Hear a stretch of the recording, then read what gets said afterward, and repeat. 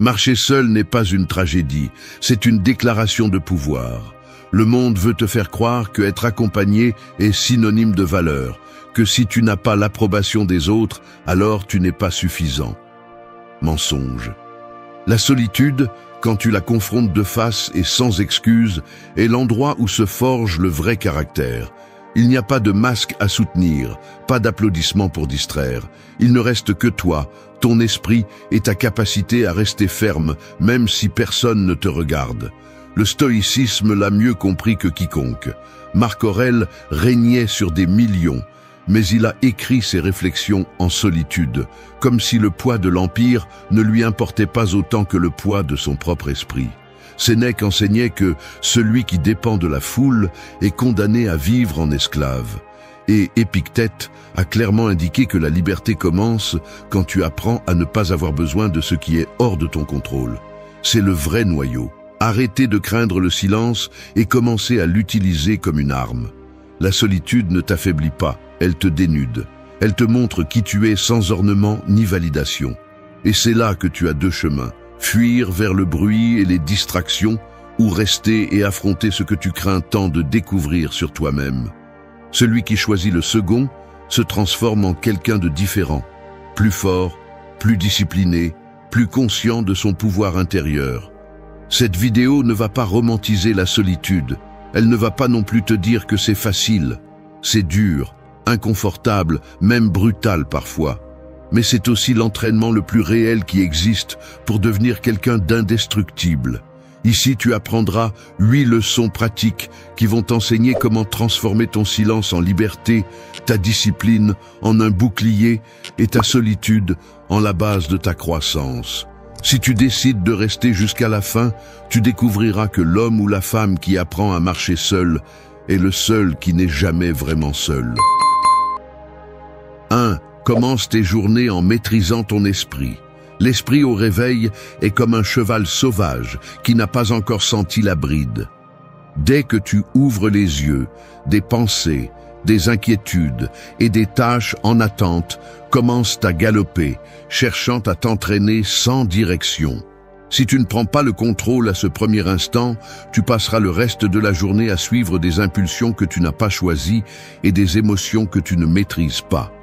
C'est ici que ta force intérieure est mise à l'épreuve, car celui qui parvient à maîtriser son esprit au début de la journée maîtrise aussi le cours de sa vie. Beaucoup se lèvent et la première chose qu'ils font est de regarder leur téléphone, donnant leur attention à des messages, des notifications et des réseaux sociaux qui dictent comment ils doivent se sentir. À partir de ce moment, ils cessent d'être maîtres d'eux-mêmes, car ils ont cédé leur liberté à l'extérieur. Le stoïcisme enseigne le contraire. Avant de permettre au monde de décider de ton humeur, tu dois imposer ta propre discipline mentale. Marc Aurèle écrivait chaque matin en se rappelant qu'il allait faire face à l'ingratitude, à la tromperie et aux difficultés, mais il ne le faisait pas pour se déprimer, mais pour se préparer et renforcer son esprit. C'est la clé. Commencer la journée avec un esprit qui obéit à la raison et non aux caprices de l'environnement. Maîtriser ton esprit au réveil ne signifie pas seulement penser positivement, cela signifie l'entraîner avec clarté et fermeté. C'est se lever avec la décision que ta première pensée t'appartient, pas à l'anxiété ni à l'habitude. Une pratique simple et puissante est la respiration consciente. En ouvrant les yeux, au lieu de te lancer dans la routine, consacre quelques minutes à inspirer profondément et à expirer lentement, ordonnant à ton esprit de se concentrer sur ce qui est sous ton contrôle. Cet acte, bien qu'il semble minime, est une déclaration. Tu choisis comment commence ta journée. La gratitude est aussi une arme sur ce terrain. Je ne parle pas de phrases vides ou de répétition de ce qui sonne bien. Je parle de reconnaître de manière réelle ce que tu as déjà et qui peut être une source de force. Si ton esprit se réveille en cherchant ce qui manque, tu vivras avec un sentiment de manque. S'il se réveille en reconnaissant ce qui est déjà là, tu marcheras avec une abondance intérieure. Sénèque enseignait que ce n'est pas celui qui a peu qui est pauvre, mais celui qui désire plus que ce dont il a besoin. Se souvenir de cela chaque matin met ton esprit dans un état de sobriété et de pouvoir. Une autre étape fondamentale est de planifier ta journée avant que le chaos ne la planifie pour toi. Il ne s'agit pas d'écrire des dizaines de tâches impossibles, mais de marquer clairement quelles sont les batailles les plus importantes. Ryan Holiday l'appelle « gagner le matin ». Car celui qui commence avec direction et discipline est moins exposé à se perdre dans des futilités. Tu n'as pas besoin d'être parfait, mais tu dois être constant. Une petite action, mais constante, bat toujours de grandes intentions jamais exécutées. Maîtriser ton esprit le matin signifie aussi te protéger de tes propres excuses. Cette voix intérieure qui dit « 5 minutes de plus, je le ferai plus tard, aujourd'hui ça n'a pas d'importance » est le véritable ennemi. Chaque fois que tu cèdes, tu entraînes la faiblesse. Chaque fois que tu t'imposes, tu entraînes la discipline. Épictète disait que la liberté commence par la capacité de te gouverner et ce gouvernement est testé dans les petites choses. Si tu n'es pas capable de te lever quand tu le décides, il sera difficile pour toi de relever des défis plus grands. Marcher seul implique de te soutenir toi-même et cette solitude se renforce à l'aube. Si au réveil tu dépends des autres pour te motiver, tu resteras enchaîné. Si en revanche tu te réveilles avec la détermination de prendre le contrôle, tu découvriras que la solitude ne te pèse pas, car en toi tu portes la compagnie la plus solide, ta propre volonté. 2. Fais de la gratitude ton bouclier quotidien. La gratitude est comme un bouclier invisible que tu emportes avec toi à chaque bataille. Imagine un guerrier entrant au combat sans protection, exposé à chaque coup et chaque blessure. C'est ainsi que beaucoup vivent, marchant chaque jour sans une arme pour les défendre du poison de la comparaison, de l'envie et de la plainte. La gratitude n'élimine pas les difficultés, mais elle amortit l'impact des coups, te donne une perspective et te rappelle que même au milieu du chaos, tu as encore quelque chose pour lutter. La réalité est dure. Le monde pousse à toujours désirer plus, à mesurer ta valeur par ce que tu n'as pas et à sentir que ce que tu possèdes n'est jamais suffisant. Ce vide est le terrain fertile de la frustration, mais le stoïcisme enseigne que la véritable richesse n'est pas dans l'abondance des choses, mais dans la capacité d'apprécier ce qui est déjà devant toi. Sénèque le disait clairement, « Pauvre n'est pas celui qui a peu, mais celui qui désire plus qu'il n'a besoin. » Pratiquer la gratitude n'est pas fermer les yeux sur ce qui manque, c'est les ouvrir sur ce qui existe déjà et l'utiliser comme une force. La gratitude a un pouvoir pratique que beaucoup sous-estiment. Quand tu te réveilles et énumères ce pourquoi tu peux être reconnaissant, ton esprit se reprogramme. Il ne le fait pas de manière magique, il le fait de manière rationnelle. Tu changes la perspective du déficit pour celle de la valeur. Il ne s'agit pas d'une formule sentimentale, il s'agit d'entraîner ton esprit à se concentrer sur le réel au lieu de vivre dans l'illusion de ce qui n'est pas encore arrivé.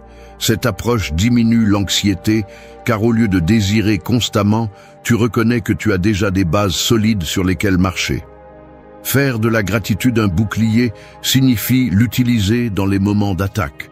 Quand quelqu'un te blesse avec une critique, rappelle-toi ce que tu as déjà accompli. Quand tu fais face à un échec, rappelle-toi les batailles que tu as gagnées. Quand la solitude pèse, rappelle-toi que tu es toujours debout, respirant, avec la capacité de décider d'un pas de plus.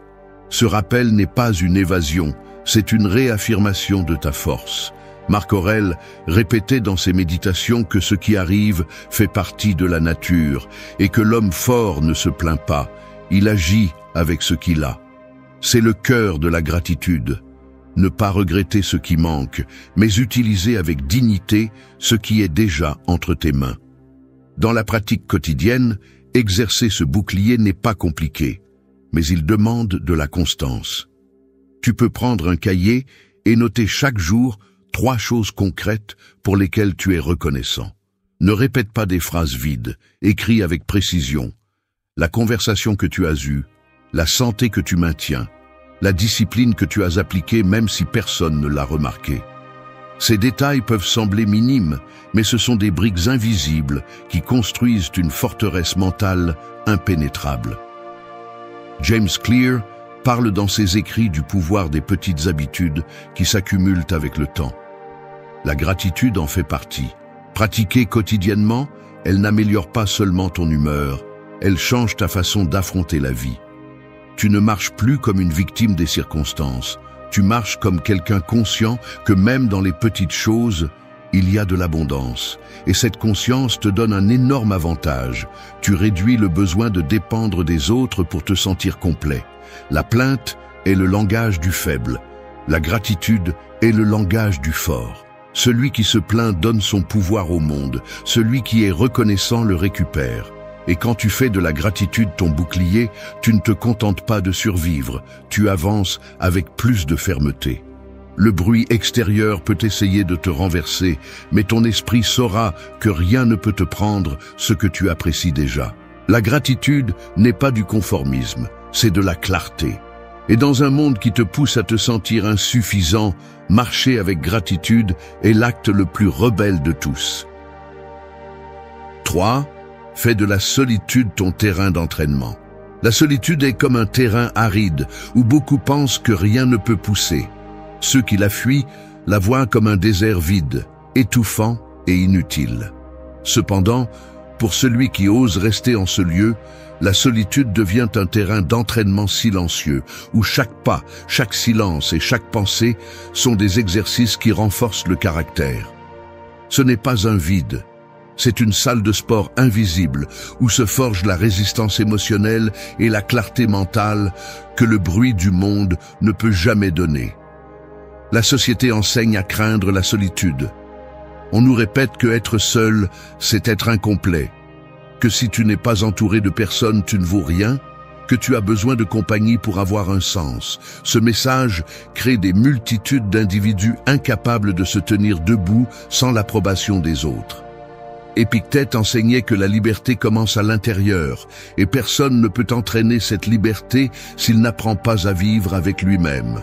Faire de la solitude un terrain d'entraînement signifie l'utiliser comme un test et comme un maître. C'est dans le silence que les voix intérieures que tu essaies de faire taire avec des distractions apparaissent. Anxiété, peur, souvenirs, insécurité, tous surgissent quand il n'y a personne autour pour les couvrir. C'est là que la plupart se brisent et cherchent à s'échapper, mais c'est là même que le stoïcien se renforce. Parce que celui qui supporte d'être avec ses propres pensées sans fuir, découvre qu'il n'y a pas d'ennemi plus difficile à vaincre que soi-même. La solitude bien utilisée ne t'isole pas, elle te polit.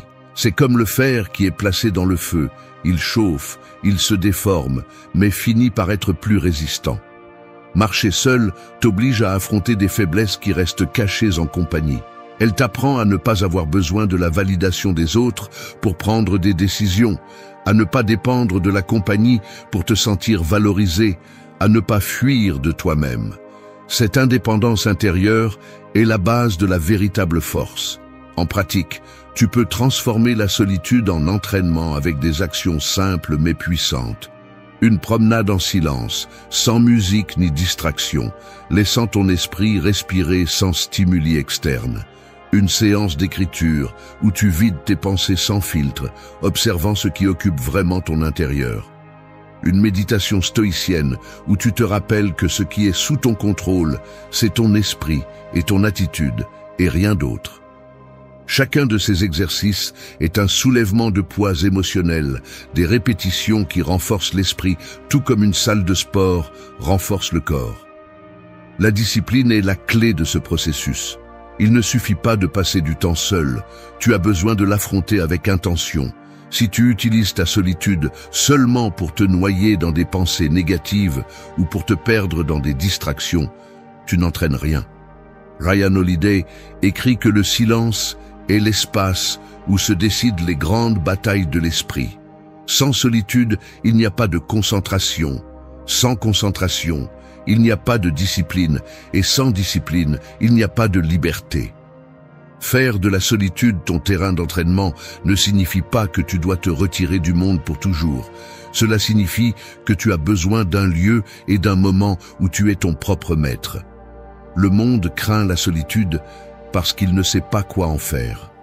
Le stoïcien la transforme en force parce qu'il comprend qu'il y trouve l'opportunité de se connaître, de se tempérer et de se préparer pour ce qui va venir. Ainsi, ce qui pour beaucoup est un désert, pour toi, devient une forge. Et quand tu apprends à t'entraîner sur ce terrain, tu découvres que tu ne craindras plus jamais d'être seul, parce que tu emportes avec toi la compagnie la plus puissante, ta propre force. 4. Forge ton caractère à travers ton corps. Le corps est comme une forge. Si tu le laisses à l'abandon, il rouille, perd de sa force et devient un fardeau. Si tu le travailles avec discipline, il se transforme en un outil de pouvoir, un reflet de ton caractère. Beaucoup pensent que la force réside uniquement dans l'esprit, mais oublient que l'esprit habite un corps, et lorsque celui-ci se brise, la volonté en souffre également. Forger son caractère à travers son corps, c'est se rappeler que chaque goutte de sueur, chaque effort physique et chaque inconfort choisi est un entraînement direct pour ton âme. La vie moderne offre un confort excessif. Des chaises douces, des boutons qui font tout pour toi, des écrans qui te gardent immobile pendant des heures. Cet excès affaiblit. La nature n'a jamais envisagé l'être humain comme un être statique, mais comme un être en mouvement constant, affrontant le froid, la faim, la fatigue et la douleur. Le stoïcisme comprend cela clairement. L'inconfort choisi renforce plus que n'importe quel discours de motivation. Marc Aurèle écrivait que nous devons être comme le rocher contre lequel les vagues se brisent, solide et résistant. Forger son caractère à travers son corps signifie s'entraîner plus que pour l'apparence. Cela signifie s'entraîner pour la résistance.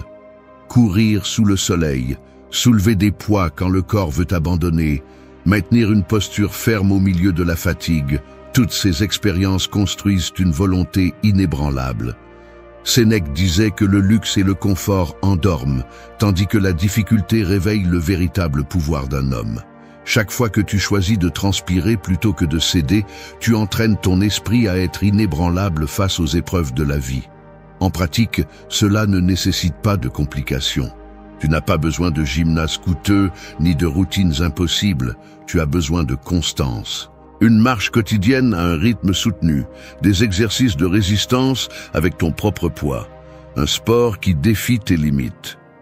L'objectif n'est pas de sculpter un corps parfait pour l'approbation externe, mais de forger un corps capable d'obéir à ton esprit et de soutenir tes décisions. L'entraînement physique devient une métaphore de la vie.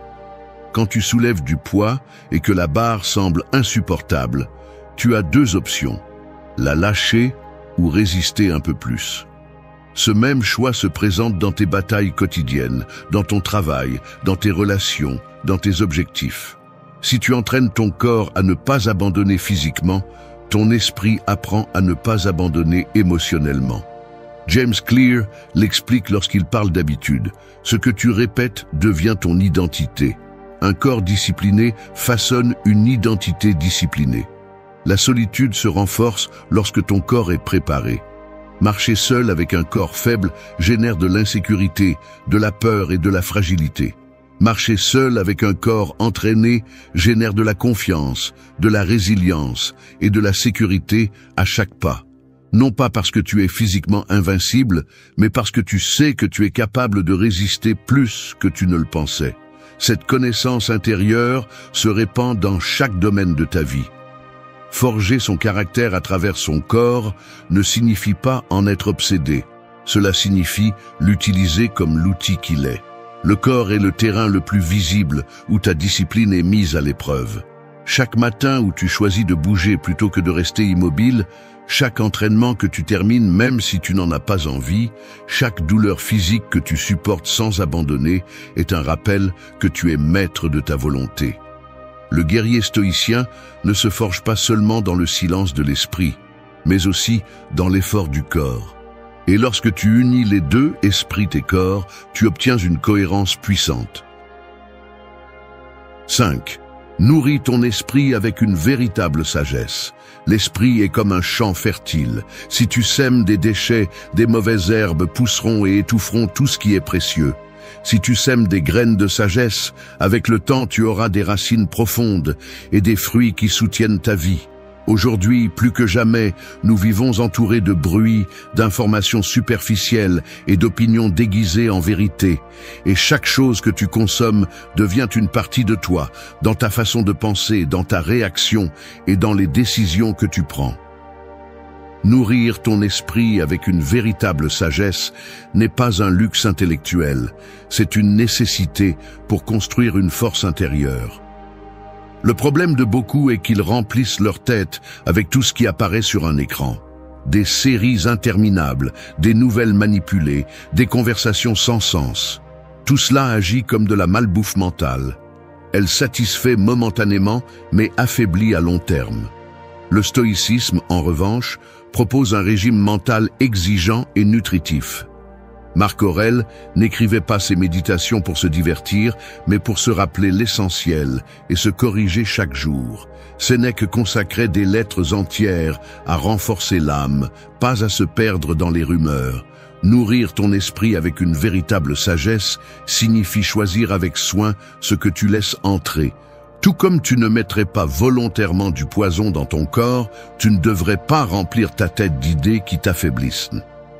Les livres, les réflexions, même les conversations avec des personnes qui élèvent ton niveau sont des aliments qui renforcent.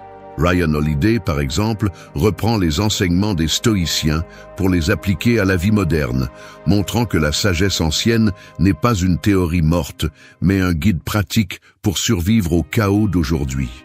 James Clear, d'un autre angle, enseigne comment les habitudes que tu répètes façonnent ton destin. Une idée totalement alignée avec la discipline stoïcienne. La pratique de ce principe est simple mais radicale.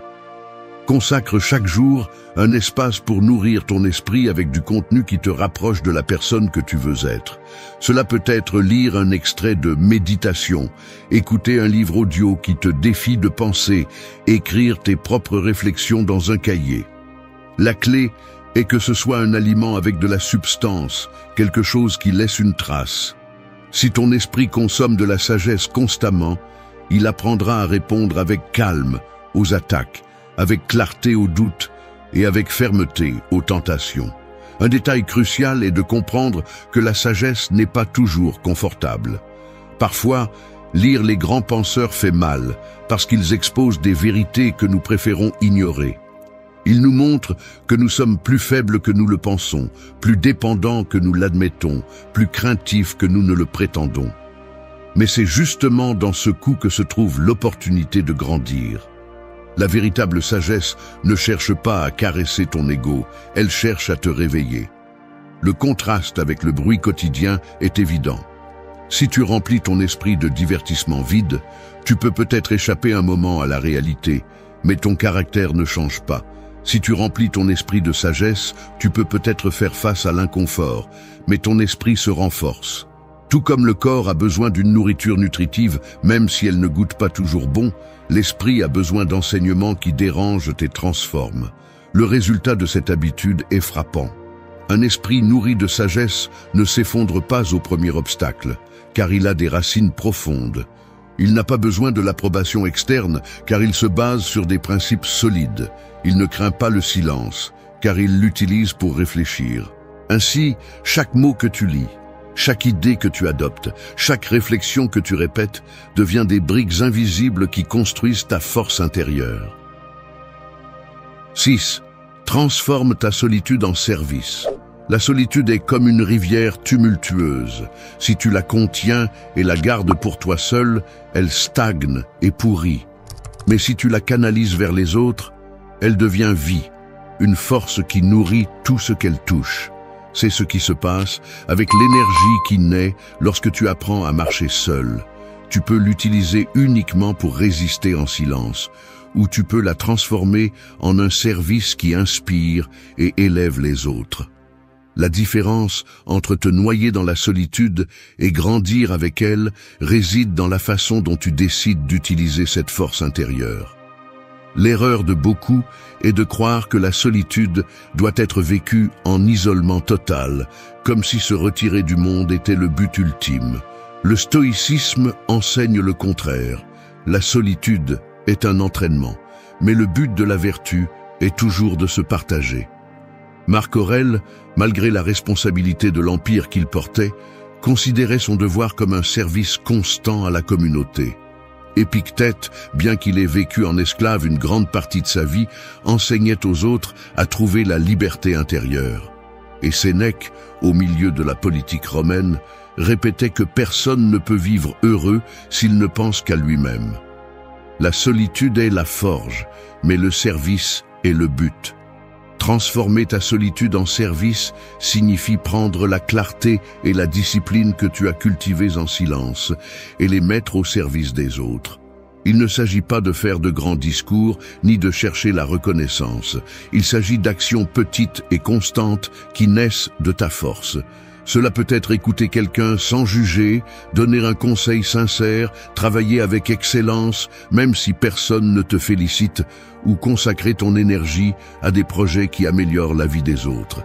Chacun de ces actes transforme ta solitude en un pont qui connecte ta force intérieure avec le monde extérieur.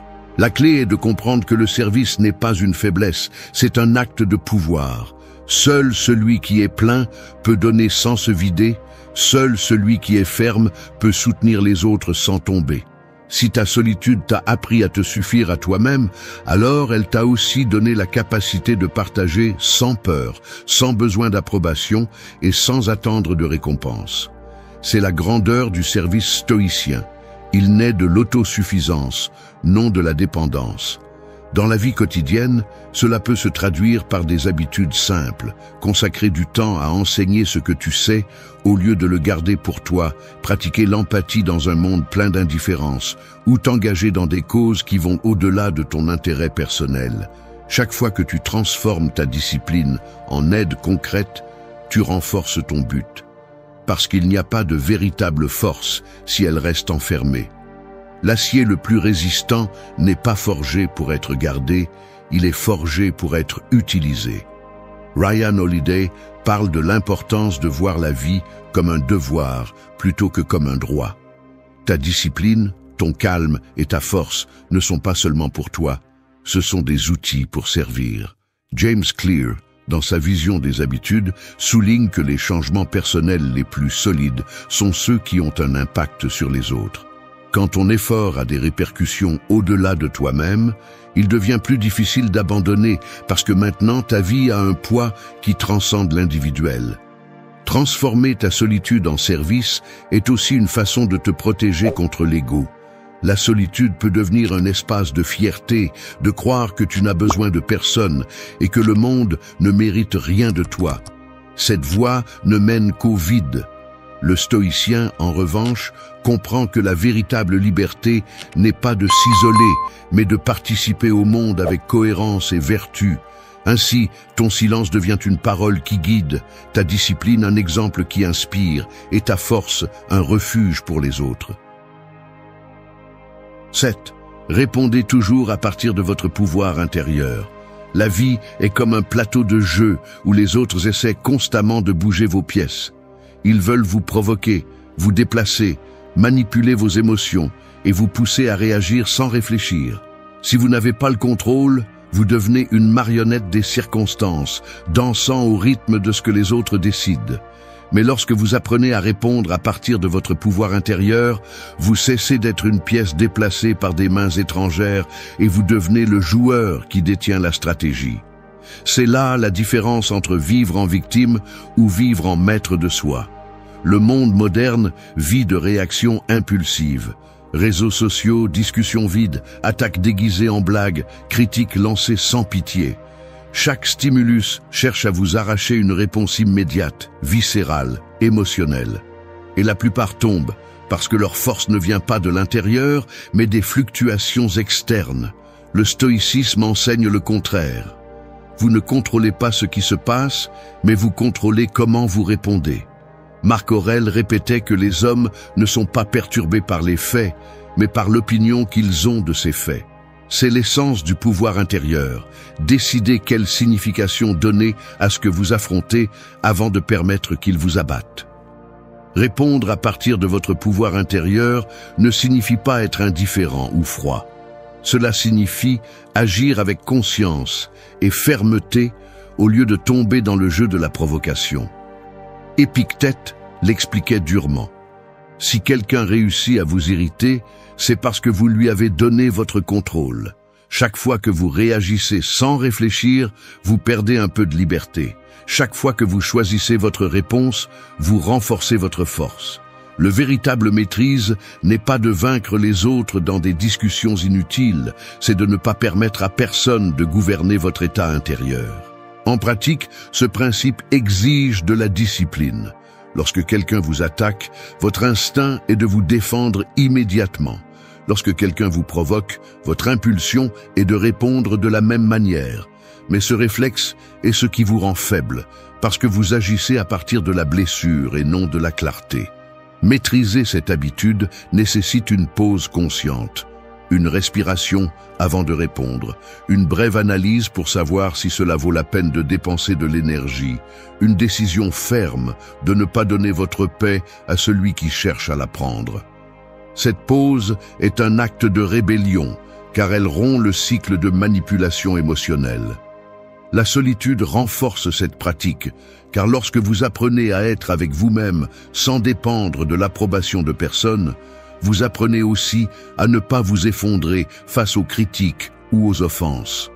Le silence intérieur devient un bouclier. La discipline devient une épée. Vous ne répondez pas pour prouver quoi que ce soit, vous répondez parce que vous avez décidé de rester cohérent avec vos principes. Sénèque disait que la plus grande vengeance contre l'offenseur est de ne pas lui ressembler. C'est la victoire du pouvoir intérieur, répondre avec grandeur là où les autres attendent la faiblesse. Dans votre quotidien, cela peut être exercé à chaque interaction. Quelqu'un vous critique sans raison, vous choisissez de répondre calmement. Quelqu'un vous ignore ou vous méprise. Vous choisissez de maintenir votre dignité sans avoir besoin de prouver votre valeur. Un problème surgit soudainement. Vous choisissez de vous concentrer sur la solution plutôt que de vous enfoncer dans la plainte. Ces choix peuvent sembler petits, mais ils sont des entraînements constants pour votre caractère. Chaque fois que vous choisissez de l'intérieur, votre pouvoir grandit parce que vous vous souvenez que vous n'êtes l'esclave de rien d'extérieur. Ryan Holiday le résume clairement en parlant de la discipline émotionnelle.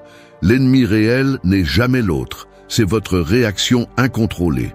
James Clear, du point de vue des habitudes, montre comment chaque décision répétée façonne votre identité et vous devez le comprendre. 8. Examine ta journée et affine ton esprit. La vie ressemble à un forgeron travaillant le métal. Chaque journée est un coup de marteau, chaque action une étincelle qui jaillit du feu. Si le forgeron ne s'arrêtait jamais pour examiner son travail, la pièce finirait par être tordue, faible ou mal formée. Il en va de même pour toi. Si tu n'examines pas ta journée, si tu n'évalues pas comment tu as agi, tu auras vécu sans direction, répétant des erreurs et accumulant des charges inutiles.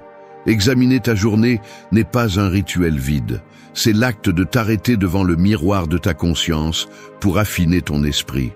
La plupart des gens se couchent épuisés, pensant à ce qu'ils feront demain ou se souciant de ce qu'ils n'ont pas accompli aujourd'hui. Ils vivent entraînés par l'inertie, sans prendre le temps de vérifier si leurs actions étaient cohérentes avec ce qu'ils disent vouloir. Ce manque d'examen perpétue la médiocrité. Le stoïcisme propose le contraire. Chaque nuit est une occasion d'ajustement. Sénèque écrivait qu'à la fin de la journée, il se demandait ce qu'il avait fait, ce qu'il avait omis et ce qu'il pouvait corriger. Il ne le faisait pas pour se punir, mais pour grandir. Marc Aurèle, dans ses méditations, pratiquait la même habitude. Un examen sincère qui lui rappelait d'être meilleur le lendemain. Examiner ta journée signifie affronter tes victoires et tes échecs avec la même honnêteté. Reconnaître ce que tu as bien fait, non pas pour gonfler ton ego, mais pour le répéter avec discipline. Reconnaître ce que tu as mal fait, non pas pour te noyer dans la culpabilité, mais pour apprendre et corriger. Cet équilibre constant est ce qui polit ton caractère.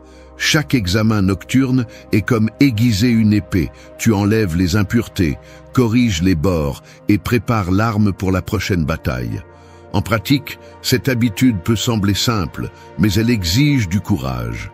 Écrire dans un cahier ce que tu as accompli et ce que tu n'as pas.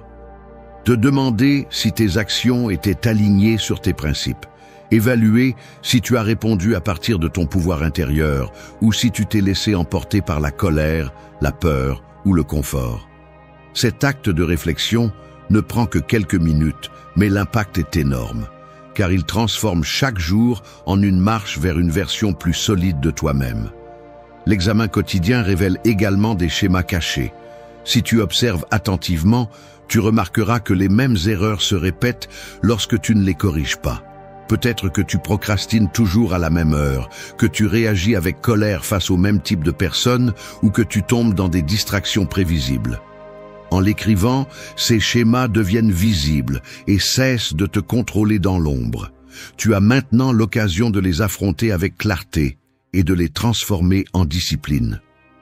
La solitude est le cadre parfait pour cet examen. Quand la nuit tombe et qu'il n'y a pas de bruit extérieur, quand tu es avec toi-même sans masque ni distraction, ta conscience parle plus fort. C'est là que tu décides si tu veux l'écouter ou l'ignorer. Le stoïcien choisit d'écouter, car il sait qu'il n'y a pas de juge plus sévère ni plus juste que soi-même. Cette sincérité, bien que inconfortable, est celle qui renforce l'esprit. Ryan Holiday a écrit que le véritable progrès est cumulatif et se produit dans l'invisible. Examiner ta journée est la pratique qui rend l'invisible tangible. James Clear le complète en montrant que les habitudes se construisent avec de petites répétitions. Et l'examen quotidien est la façon de t'assurer que ces répétitions vont dans la bonne direction. Sans cette habitude, tu risques de t'efforcer beaucoup dans la mauvaise direction. Merci d'être resté jusqu'à la fin de la vidéo. Si vous avez tout vu, commentez « Je suis stoïcien » comme notre signe secret, indiquant que vous êtes un véritable apprenant du stoïcisme. N'oubliez pas, le silence a un pouvoir que peu osent affronter. Ce n'est pas une absence, c'est une présence dans sa forme la plus pure. C'est le coup sec qui laisse sans excuse celui qui s'est habitué à ton dévouement constant. Parce que quand tu arrêtes de courir après quelqu'un qui ne valorise ni ton temps ni ton énergie, tu ne perds rien. Tu récupères tout ce que tu avais laissé de côté pour mendier de l'attention. Ce vide qui semble dur au début n'est pas une punition. C'est l'espace nécessaire pour respirer à nouveau. La vérité est simple et crue. Plus tu cours après, plus tu deviens invisible. Le cerveau humain méprise ce qui est toujours disponible. Il s'y habitue, s'ennuie, le prend pour acquis. Et pendant que tu épuises tes jours à envoyer le premier message, à attendre une réponse qui ne vient jamais, à justifier les silences des autres, l'autre personne apprend qu'elle peut t'avoir sans aucun effort. C'est le cercle vicieux qui détruit ta dignité. Le briser nécessite du courage. Il faut accepter que l'anxiété ne se calme pas avec l'insistance, mais avec le détachement. Que la véritable force n'est pas de montrer combien tu insistes, mais de décider de ne plus le faire. Le silence est un miroir. Il reflète ta valeur et en même temps confronte l'autre à l'absence de ce qu'il ne reçoit plus. Ce silence pèse, dérange, révèle. Et il te révèle aussi, parce que tu apprends à voir clairement où tu donnais ton énergie sans rien recevoir de sain en retour. Ce n'est pas une invitation à l'indifférence vide, c'est un appel à la conscience. À comprendre que ton temps est une ressource limitée et que tu ne peux pas le gaspiller sur quelqu'un qui ne l'apprécie pas. Les stoïciens enseignaient que la seule chose que tu possèdes vraiment est ton esprit, ton attitude et ta capacité à choisir comment tu réponds. Et ici, la réponse la plus sage, bien qu'elle fasse mal, est de se taire. Se taire pour t'écouter. Se taire pour arrêter de poursuivre ce qui ne mérite pas d'être atteint. Se taire pour retrouver le calme que tu avais perdu. C'est le point de départ. À partir de là, les leçons deviennent des armes pratiques que n'importe qui peut utiliser dans la vie quotidienne pour couper la dépendance émotionnelle et retrouver la dignité. Parce que quand tu choisis le silence et le détachement, tu ne perds pas quelqu'un, tu te gagnes toi-même. 1. Ne cours pas après, lâche le premier message. L'attachement à une personne qui ne valorise pas ta présence ressemble à courir après une ombre sous le soleil de midi. Tu la vois, tu la sens près. Il semble que si tu fais un pas de plus, tu pourras l'atteindre. Mais plus tu cours, plus elle s'éloigne. Cette course sans fin ne fait que t'épuiser et ne te mène nulle part. C'est la réalité d'insister, d'envoyer toujours le premier message, de montrer de l'intérêt quand l'autre s'en fiche. Le silence et la pause sont le seul moyen d'arrêter cette usure, de regarder ailleurs et de réaliser que tu n'as pas besoin de poursuivre quoi que ce soit pour exister. Ne pas courir après est un acte de dignité, un rappel que ta valeur ne dépend pas de la validation des autres. La première étape est de lâcher l'impulsion d'être celui qui ouvre le canal de communication. Lorsque tu es toujours celui qui écrit en premier, tu envoies un message caché, ton besoin. L'autre le perçoit même s'il ne le dit pas, et cela change l'équilibre de la relation. Ce qui est constant cesse d'être précieux. Ce qui est sûr devient ennuyeux. Ce qui est disponible perd son mystère. L'être humain a tendance à désirer ce qu'il n'a pas garanti. Et en t'offrant toujours sans pause, tu deviens prévisible, attendu, ce qui ne surprend plus. Le silence, en revanche, suscite une réaction différente. Il rend visible ton absence, pose une limite invisible et oblige l'autre à se demander ce qui se passe. Du point de vue stoïcien, ne pas courir après est d'appliquer la discipline de l'esprit. Épictète enseignait que la véritable liberté consiste à contrôler ce qui dépend de toi et à lâcher ce qui ne dépend pas. Tu peux contrôler ton envie d'écrire, tu peux choisir de ne pas réagir immédiatement, tu peux récupérer ton temps au lieu de le donner à l'incertitude. Ce choix n'est pas simple, car l'anxiété pousse, l'habitude presse et l'esprit invente des excuses pour le justifier. Mais c'est à ce moment-là que naît la pratique. Chaque fois que tu retiens tes doigts avant d'écrire, tu t'entraînes à l'autocontrôle. Et l'autocontrôle est l'une des vertus les plus puissantes que tu peux cultiver. Rompre ce schéma n'est pas de l'indifférence, c'est du respect pour ton énergie. Personne ne mérite que tu trahisses ta paix en attendant un signe. Cesser d'envoyer le premier message ne signifie pas que tu ne te soucies pas. Cela signifie que tu te soucies assez de toi pour ne pas te donner à celui qui ne te donne pas de place. Cette pause, bien que inconfortable, crée un espace intérieur où tu peux respirer. Là, tu découvres que tu n'as pas besoin que l'autre confirme ta valeur. Là, tu comprends que courir après ne fait que t'éloigner de toi-même. Le silence est une tactique et aussi un miroir. Parfois, en arrêtant d'insister, l'autre remarque ce qu'il perdait et se rapproche. D'autres fois, il ne se passe rien et c'est le signe le plus clair que tu courais après un vide. Dans l'un ou l'autre des scénarios, tu gagnes. Parce qu'il ne s'agit pas de manipuler, il s'agit de te libérer. Il s'agit de cesser d'hypothéquer ta dignité pour recevoir des miettes d'attention. Il s'agit de reconnaître que la personne qui a le plus besoin de t'écouter, c'est toi, et que le silence est la langue la plus ferme avec laquelle tu peux te parler.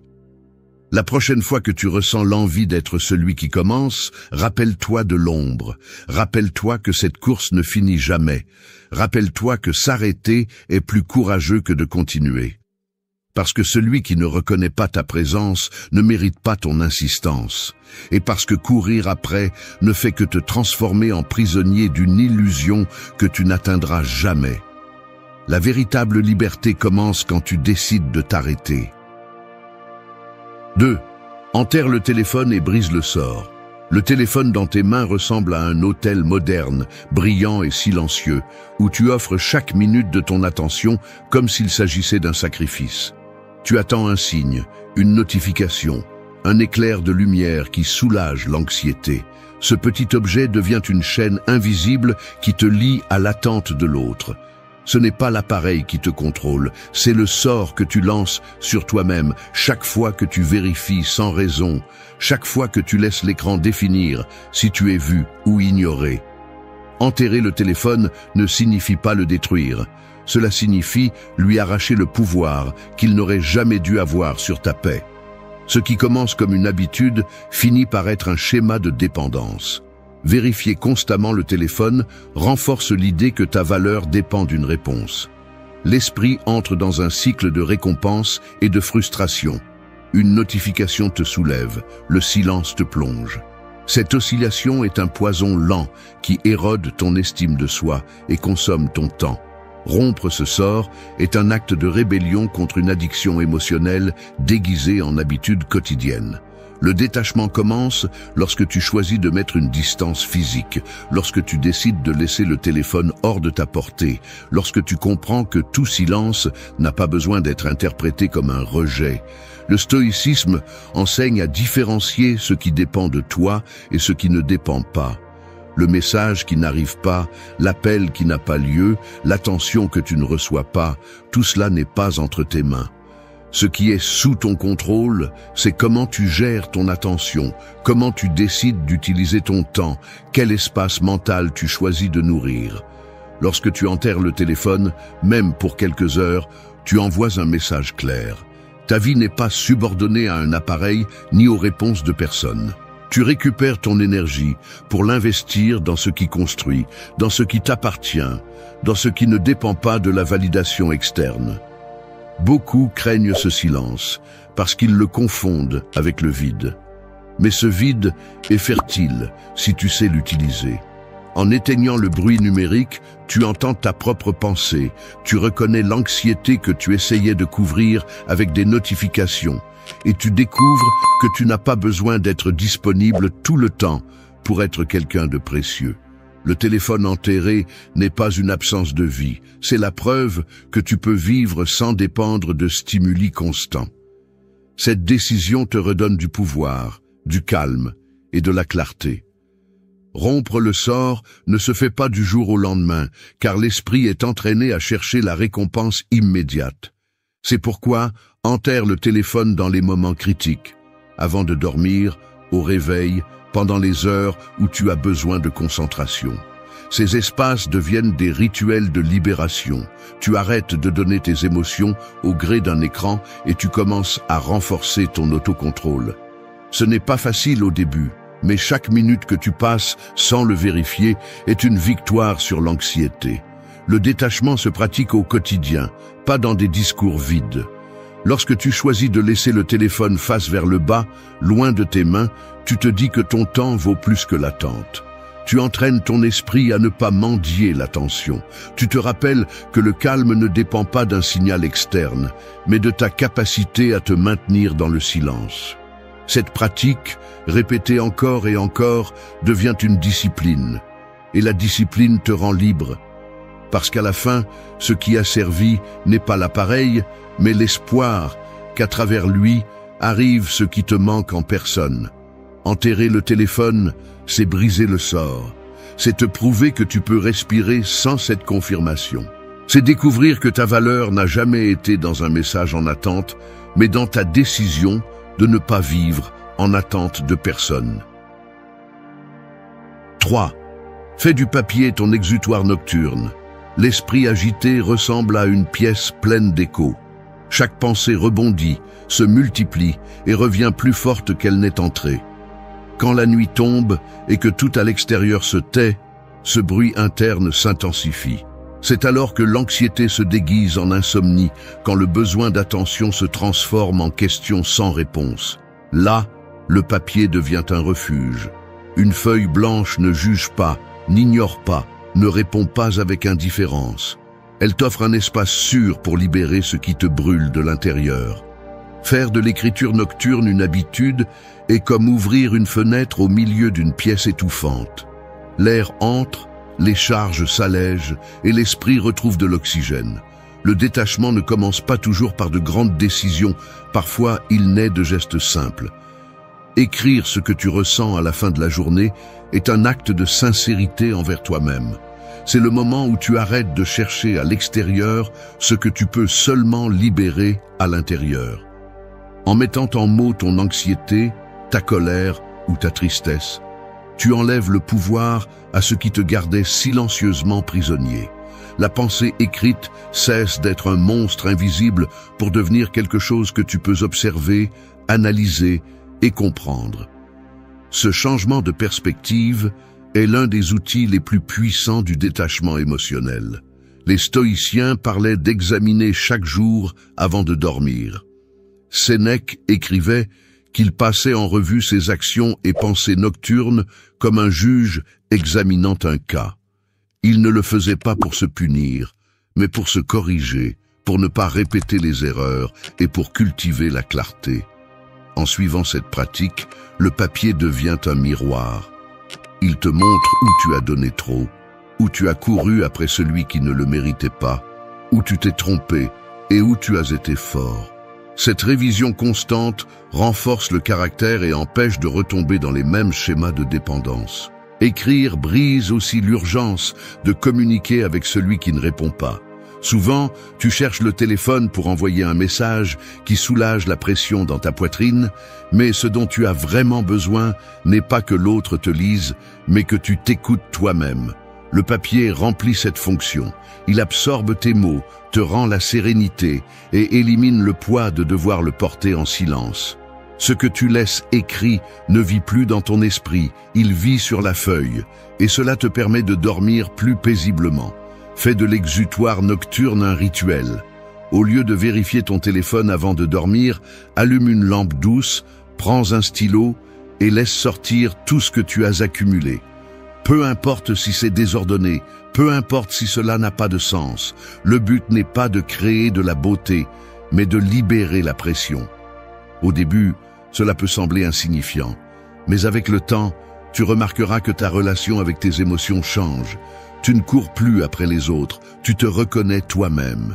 Ce geste simple te rappelle que la validation la plus importante est la tienne. Le papier garde aussi tes batailles gagnées. En relisant avec le temps ce que tu as écrit, tu remarqueras des progrès que tu n'as pas vus sur le moment. Tu verras comment l'intensité de ton anxiété diminue, comment ce qui semblait insupportable hier pèse à peine aujourd'hui. Ce contraste est la preuve de ta croissance, la preuve que le silence et le détachement fonctionnent lorsque tu les pratiques avec constance. La feuille blanche est un allié silencieux, un témoin de ta force.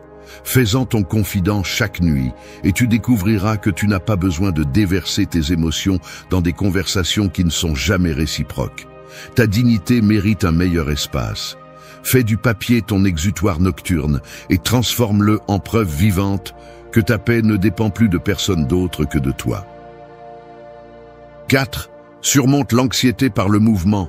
L'anxiété ressemble à une cage invisible. Peu importe la taille de ses barreaux, tu la sens oppresser ta poitrine, serrer ta respiration et te forcer à tourner en rond dans ton esprit. Cette cage n'existe pas dans la réalité, mais ton corps l'aperçoit comme si elle était en fer, et plus tu restes immobile, plus ses limites se renforcent. Le mouvement, en revanche, brise les barreaux. Chaque pas que tu fais, chaque flexion, chaque étirement, c'est comme plier le métal qui semblait indestructible. Le corps libère ce que l'esprit ne peut pas lâcher seul. Quand tu es coincé dans l'attente, regardant ton téléphone encore et encore, l'anxiété se nourrit de l'inaction. C'est dans cet état que les pensées se répètent comme un écho interminable. Pourquoi ne répond-il pas? Ai-je fait quelque chose de mal? Que signifie ce silence? Cette répétition mentale est du carburant pour l'angoisse. C'est là qu'intervient le mouvement comme médicament. Il ne s'agit pas de courir des marathons ni de s'entraîner jusqu'à l'épuisement. Il s'agit de se rappeler que ton corps est un canal de libération. Marcher, faire de l'exercice, s'étirer ou simplement se lever pour ranger ton espace est suffisant pour rediriger cette énergie. Ce qui semblait être un poids insupportable se transforme en élan. Et ce qui semblait vide commence à se remplir d'action. Les stoïciens comprenaient que le corps et l'esprit sont des alliés inséparables. Marc Aurèle parlait de la façon dont l'âme se renforce lorsque le corps se discipline. Et il ne parlait pas seulement de la force physique, mais du fait que le corps en mouvement aide l'esprit à retrouver l'équilibre. L'anxiété ne se discute pas avec des pensées, elle s'affaiblit avec des actions. Chaque pas que tu fais est une affirmation silencieuse. Je ne suis pas prisonnier de l'attente, j'ai du pouvoir sur mon présent. Le mouvement brise l'illusion du contrôle externe, parce que lorsque quelqu'un ne répond pas, la seule chose que tu réussis en restant immobile est de t'enfoncer davantage dans le sentiment d'impuissance. En revanche, bouger ton corps te donne une sensation réelle de contrôle. Tu choisis de sortir pour marcher, Tu choisis de t'entraîner, tu choisis de donner forme à ton énergie au lieu de la laisser se décomposer en toi. Ce choix quotidien, répété encore et encore, entraîne l'esprit dans la discipline et renforce la résilience émotionnelle. L'anxiété cherchera toujours des excuses pour t'arrêter. Elle te dira que tu n'as pas envie, que ça ne sert à rien, que le mouvement ne changera pas la situation. Et c'est vrai, ça ne change pas l'autre, mais ça te change toi. C'est la différence essentielle. Quand tu choisis de bouger, tu ne le fais pas pour manipuler quelqu'un, tu le fais pour libérer ta propre charge. La respiration se régule, la tension dans les muscles se dissout, le cœur bat avec plus de rythme et l'esprit s'éclaircit. Ce n'est pas un miracle, c'est la biologie en ta faveur. Fais du mouvement ton refuge chaque fois que tu ressens la pression de l'attente. Lève-toi du lit, fais des pas dans ta chambre, sors dans la rue, ressens comment l'anxiété perd de sa force quand tu la dépenses en action. Fais-en ton rituel quotidien, car il ne s'agit pas d'attendre que le calme arrive de lui-même, mais de le construire avec tes propres pas. Le mouvement est un rappel puissant. Tu n'es pas lié au silence de personne. Tu ne dépends pas de la réponse de quelqu'un d'autre pour sentir que tu existes. Ton corps est une preuve de vie. C'est la preuve de ton autonomie. Chaque fois que tu bouges, chaque fois que tu choisis de vaincre l'immobilité, tu montres qu'il n'y a pas de cage invisible qui puisse te retenir. L'anxiété peut crier, mais tes pas sont plus forts. 5. Pointe l'impulsion et retire-lui son pouvoir. L'impulsion ressemble à un voleur qui entre dans la nuit. Elle ne prévient pas, elle ne demande pas la permission. Elle apparaît simplement et prend ce qu'elle trouve sur son passage. C'est ainsi qu'elle agit dans ton esprit chaque fois que l'anxiété te pousse à écrire, à appeler ou à te justifier. Elle est rapide, soudaine, et si tu ne la reconnais pas, elle te vole ta tranquillité en quelques secondes. Mais quand tu la nommes, quand tu la regardes en face et que tu la pointes pour ce qu'elle est, elle perd de sa force. Ce qui semblait auparavant un ordre absolu devient une option que tu peux refuser. Ce simple acte d'identifier l'impulsion est comme allumer une lumière dans l'obscurité. Elle ne te fait plus peur parce que tu sais d'où elle vient. L'être humain a tendance à agir comme un esclave de l'immédiat. Une émotion apparaît et se transforme en action presque sans filtre. Cette rapidité est ce qui soutient la dépendance émotionnelle, car lorsque tu ressens le vide, ta réaction automatique est de chercher l'autre. Envoyer le message, ouvrir la conversation, mendier la réponse. Mais ce qui semble être un besoin est en réalité un réflexe conditionné. Et ce qui est conditionné peut être rééduqué. Les stoïciens le savaient. Entre le stimulus et la réaction, il y a toujours un espace, et dans cet espace se trouve ta liberté. Reconnaître l'impulsion, c'est agrandir cet espace, c'est gagner des secondes qui te permettent de décider clairement, au lieu d'obéir sans réfléchir. Quand ton esprit te dit « écris-lui tout de suite », ne te précipite pas pour obéir. Arrête-toi et pointe l'émotion. C'est de l'anxiété, c'est la peur d'être oublié, c'est de l'insécurité déguisée en urgence. Nommer l'impulsion la désarme parce qu'elle la sépare de ton identité. Ce n'est plus toi qui as besoin, c'est ton esprit entraîné dans de vieux schémas. Tu peux choisir différemment. C'est le pouvoir du détachement. Arrêtez de confondre ce que tu ressens avec ce que tu es. La pratique n'est pas facile, car l'impulsion frappe fort et se déguise en logique. Elle te dit que si tu n'écris pas, tu perdras la connexion, que si tu n'insistes pas, tu montreras du désintérêt, que si tu ne bouges pas maintenant, l'autre s'éloignera.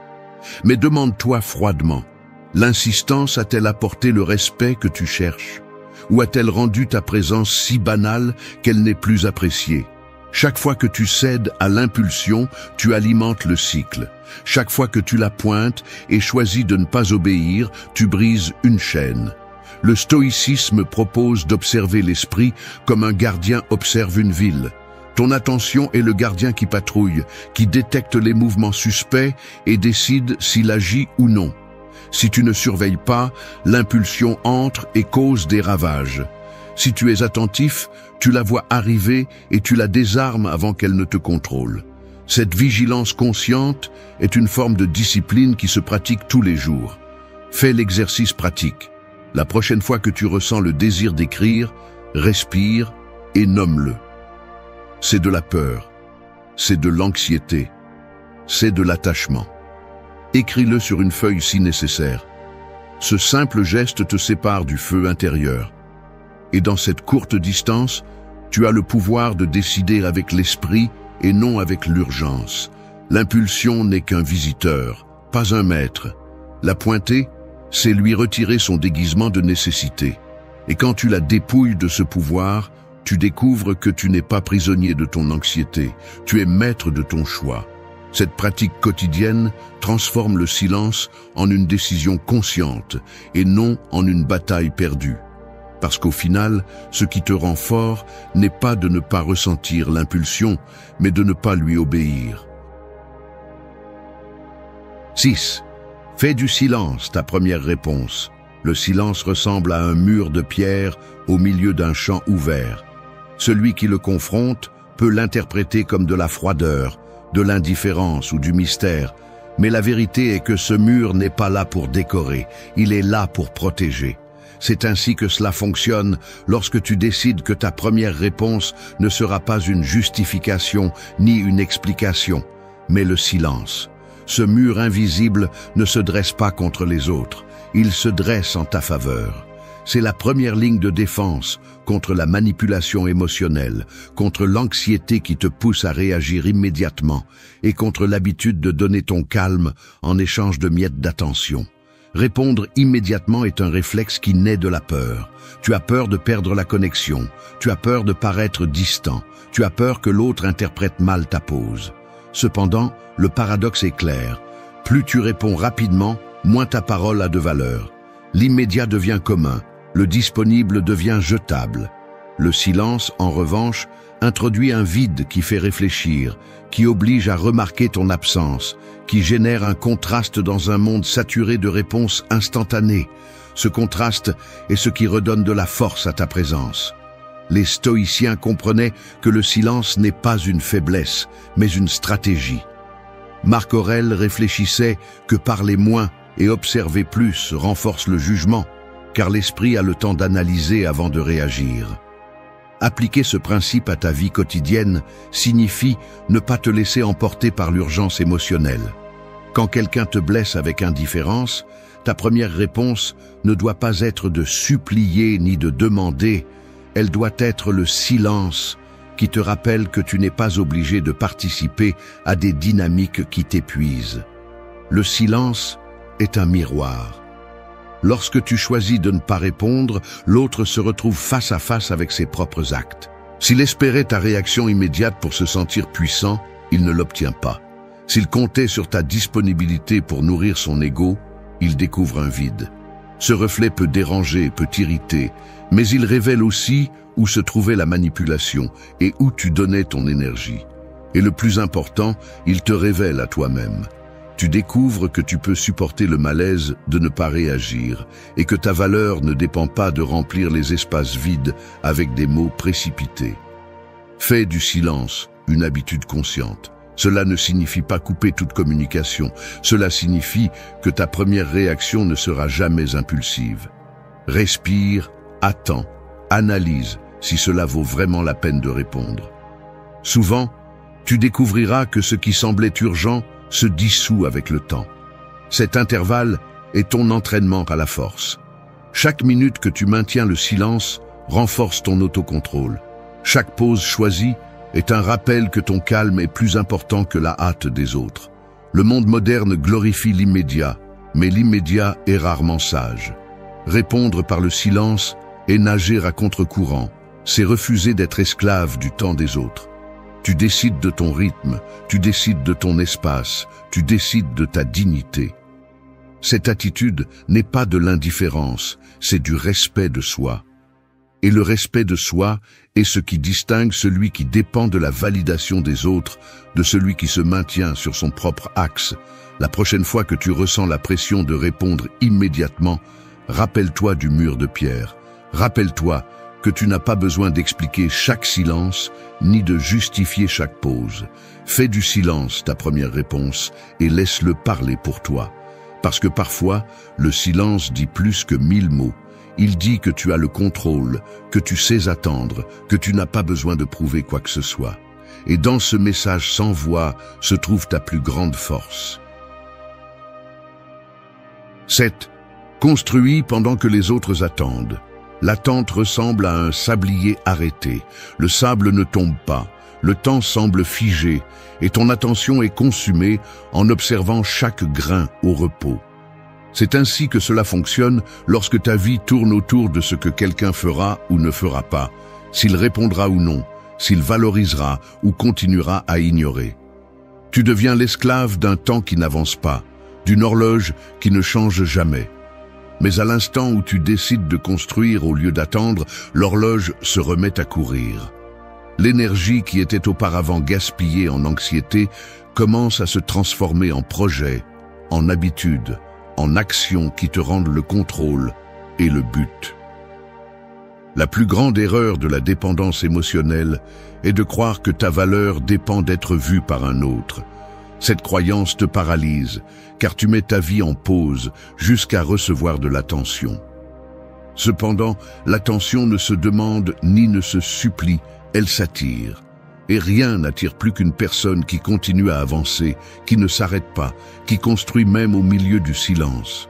Lorsque tu choisis de t'occuper de toi-même, tu envoies un message fort. Ta vie n'est en pause pour personne. Cette attitude, même si tu ne le dis pas, est un rappel que ton énergie vaut trop pour être gaspillée dans l'attente. Les stoïciens parlaient de vivre en accord avec la nature, ce qui signifie agir, grandir, avancer, ne pas rester bloqué dans la passivité. Sénèque disait que ce n'est pas que nous avons peu de temps, mais que nous gaspillons une grande partie en choses qui n'ont pas d'importance.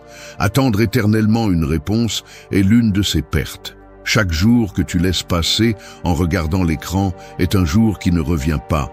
C'est une brique que tu n'as pas posée dans ta propre construction.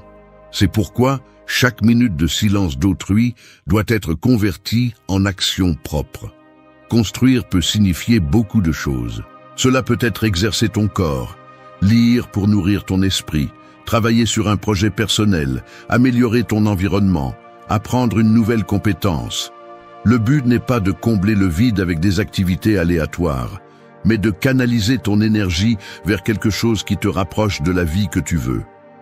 Ainsi, le temps cesse d'être un ennemi qui te rappelle ce que tu ne reçois pas et devient un allié qui te donne de l'espace pour grandir. Le résultat est double. Tu renforces ton estime de toi et en même temps, tu brises l'illusion que ta valeur dépend du mouvement d'un autre. L'attente passive nourrit l'anxiété, tandis que la construction active génère de la clarté. Lorsque tu travailles sur toi, ton esprit a moins de place pour s'obséder avec ce qui manque. Tu commences à remarquer des progrès réels, de petits succès qui, additionnés, se transforment en changements profonds. Et ces changements sont une déclaration d'indépendance émotionnelle.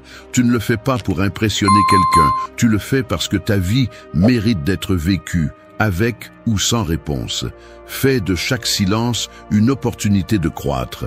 Transforme l'attente en un moteur de discipline. Demande-toi chaque fois que l'anxiété apparaît, que puis-je construire maintenant au lieu de rester immobile? Cette question est un outil puissant, car elle déplace l'accent de ce que tu ne contrôles pas vers ce qui est entre tes mains. Construire pendant que les autres attendent, c'est choisir d'être l'acteur principal plutôt que le spectateur. C'est refuser que ton histoire dépende de la volonté de quelqu'un d'autre. C'est un acte de rébellion silencieuse qui dit « Ma vie continue, ma valeur n'est pas en pause, mon énergie n'est pas gaspillée. » Et avec chaque action que tu entreprends, avec chaque brique que tu poses sur ton propre chemin, tu t'éloignes du vide de l'attente et tu te rapproches de la force de l'indépendance. Parce qu'au final, ce qui compte vraiment, ce n'est pas ce que les autres font avec toi, mais ce que tu décides de faire avec ton temps. 8. Éteins le bruit, protège ton calme. L'esprit ressemble à un lac tranquille. Lorsqu'il n'est pas perturbé, il reflète clairement le ciel et tout ce qui l'entoure. Mais si tu lances des pierres l'une après l'autre, l'eau se remplit d'ondes et perd sa transparence. C'est ainsi que fonctionne le bruit extérieur. Chaque notification, chaque opinion étrangère, chaque mot sans sens que tu laisses entrer devient une pierre qui déforme ta paix. Et si tu n'apprends pas à protéger cet espace intérieur, tu vivras en réagissant au chaos des autres plutôt qu'en décidant par toi-même. Éteindre le bruit ne signifie pas fuir le monde, cela signifie choisir quelles voix méritent ton attention et lesquelles ne le méritent pas. La plupart du temps, ce qui interfère tant avec ton calme n'a pas de valeur réelle. Tu vérifies des notifications qui ne changent rien à ta vie, tu te laisses affecter par des commentaires sans importance ou tu te retrouves pris dans des discussions vides. Chacun de ces stimuli vole un morceau de ton énergie et nourrit l'anxiété que tu portais déjà. Lorsque tu décides d'éteindre le bruit, même pour un moment, tu reprends le contrôle de ton espace mental et te rappelles que tout ne mérite pas une réponse, encore moins ton angoisse. Les stoïciens enseignaient que la sérénité naît de la maîtrise de soi, pas des circonstances extérieures. Si le bruit extérieur parvient à te perturber, ce n'est pas à cause du bruit en lui-même, mais parce que tu as laissé les portes de ton esprit ouvertes. Apprendre à les fermer est un acte de discipline. En silenciant les notifications, en choisissant le silence plutôt que la discussion, en limitant l'exposition à ce qui ne t'apporte rien, tu renforces le mur qui protège ta tranquillité. Ce mur n'est pas de la froideur, c'est de la sagesse. Fais de la tranquillité ta priorité. Lorsque tu sens que le bruit envahit, éloigne-toi, respire et décide ce qui mérite ton énergie. Parfois, il suffit d'éteindre le téléphone, de fermer une conversation, de garder le silence face à ce qui cherche seulement à te provoquer. Ce geste simple fait la différence entre vivre à la merci du chaos et vivre à partir de la clarté. Le monde aura toujours du bruit, mais c'est toi qui choisis si tu le laisses résonner en toi. Protéger ton calme, c'est protéger ton essence. Et lorsque le calme devient ton bouclier, aucune distraction ne parvient à te détourner de ce qui compte vraiment. Merci d'être resté jusqu'à la fin de la vidéo. Tu cours après la paix, l'amour, le succès et la reconnaissance comme s'ils étaient des proies qui t'échappent entre les doigts. Et plus tu cours vite, plus ils s'éloignent. C'est le piège de la vie moderne. Plus tu implores ce que tu désires, plus tu le repousses. Ce que tu appelles recherche est en réalité une chaîne invisible, une esclavage déguisé en ambition. L'homme d'aujourd'hui ne vit pas. Il survit en poursuivant la validation, le confort et le contrôle. Regarde autour de toi. Tout le monde court avec hâte, montrant des réalisations vides, exhibant un bonheur de vitrine qui s'effondre dès que les lumières s'éteignent.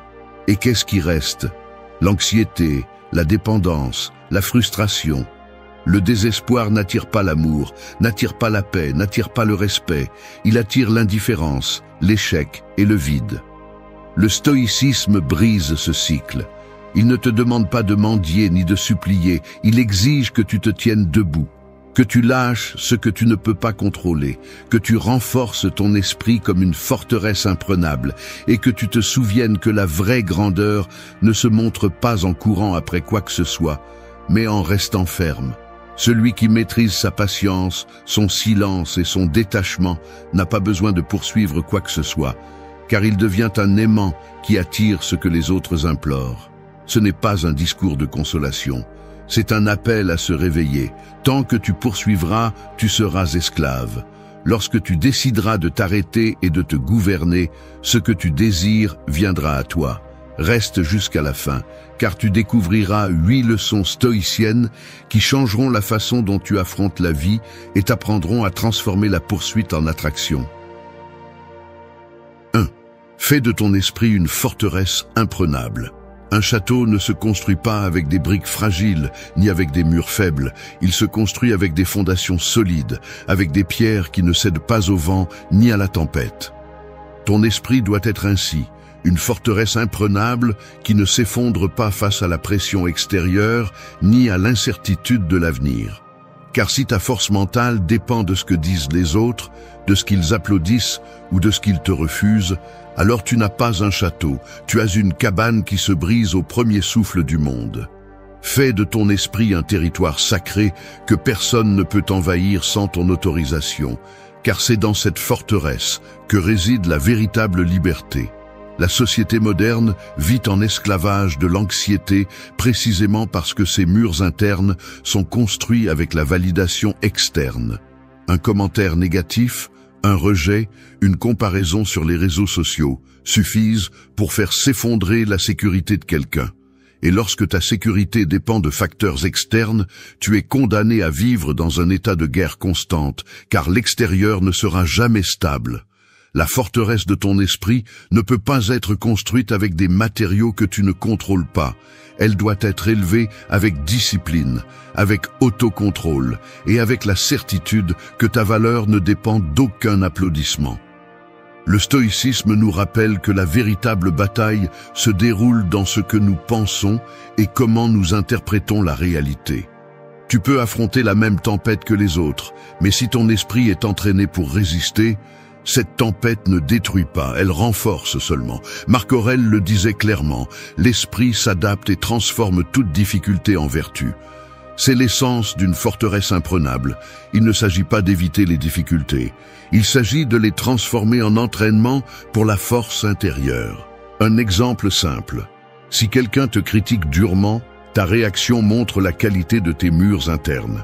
Celui qui n'a pas de force s'effondre, se sent attaqué, se consume en anxiété. Celui qui a construit une forteresse mentale reçoit la critique, filtre ce qui est utile et rejette ce qui est bruit, sans perdre son centre. Cette capacité à ne pas laisser l'extérieur détruire ta paix est ce qui différencie un homme libre d'un homme esclave de l'opinion. Fais de ton esprit un lieu ordonné. Entraîne-le chaque jour comme tu entraînes ton corps, car la force mentale n'apparaît pas par hasard, elle se forge avec la pratique. Consacre des moments de silence, réfléchis à tes pensées, questionne chaque impulsion avant de te laisser emporter par elle. La forteresse se construit avec patience, pierre sur pierre, pensée sur pensée, jusqu'à ce que l'extérieur n'ait plus le pouvoir de la renverser. Ne confonds pas cette force avec la froideur ou l'indifférence, car il ne s'agit pas de vivre isolé ni de fermer le cœur. Il s'agit de te gouverner, de ne pas réagir comme un esclave à chaque stimulus. La forteresse n'empêche pas le vent de souffler, elle reste simplement debout malgré lui. C'est la différence entre un homme qui poursuit désespérément la paix et un autre qui l'habite déjà en lui. Celui qui réussit à faire de son esprit une forteresse imprenable cesse de courir après ce qu'il désire. Il cesse de mendier la reconnaissance, de craindre le rejet, de dépendre des circonstances. Il devient quelqu'un qui rayonne de fermeté, qui inspire le respect sans l'exiger, qui attire la paix parce qu'il la porte déjà en lui. C'est la première grande leçon stoïcienne.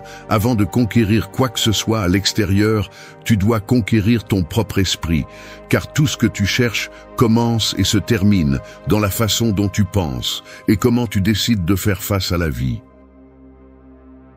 2. Cultive la patience active. La rivière qui coule ne s'impatiente pas pour atteindre la mer, elle avance calmement, traversant des pierres et des détours, sans s'arrêter, mais sans non plus s'accélérer de manière désespérée. Ta patience doit être ainsi, non pas une excuse pour rester immobile en attendant que la vie change d'elle-même, mais une force silencieuse qui te pousse à continuer à avancer avec fermeté, sans anxiété, sans hâte inutile. La patience active est la différence entre celui qui se brise par le désespoir de vouloir des résultats immédiats et celui qui construit, jour après jour, avec la certitude que tout arrive en son temps. L'homme moderne a confondu patience avec faiblesse.